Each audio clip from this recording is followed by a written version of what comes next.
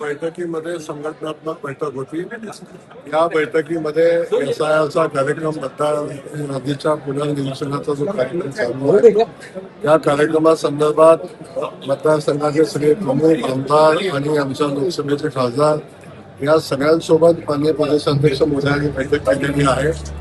या यादीचा पुनर्निरीक्षणाचा कार्यक्रमाचा पहिला टप्पा पूर्ण झालेला आहे. त्याला 7 दिवसाची मुदतवाढ मिळालेली आहे. आता दुसऱ्या टप्प्यामध्ये ही प्रक्रिया आलेली आहे.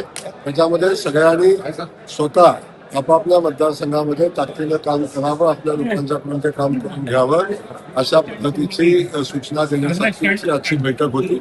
आणि मला वाटतं पश्चिम महाराष्ट्रातले सगळे आमदार, सगळे आमचे PMO, सगळे मतदारसंघ प्रमुख त्या ठिकाणी उपस्थित होते आणि माननीय प्रदेशाध्यक्ष मोदयांनी त्यांना मार्गदर्शन केलेलं आहे. संघाच्या दृष्टिकोनातूनही चर्चा झालेली आहे. ही मीटिंग संपल्यावर अजून एक मीटिंग आहे, त्यामध्ये त्याची चर्चा होणार आहे आणि पदवीधर मतदारसंघाच्या अनुषंगानं अधिकचं मतदान भारतीय जनता पक्षाच्या विचारात कसं बोलता येईल याचाही विचार या निमित्तानं केला.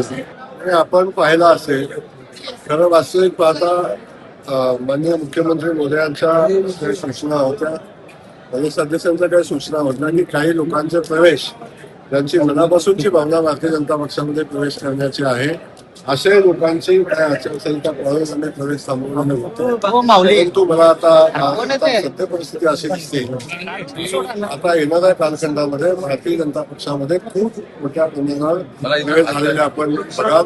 याचं पहिलं एक झलक आजच्या प्रवेशाने मिळालेली आहे. कळंब नगरपालिकेचे 10 नगरसेवक की ज्यांनी भारतीय जनता पक्षामध्ये प्रवेश केले.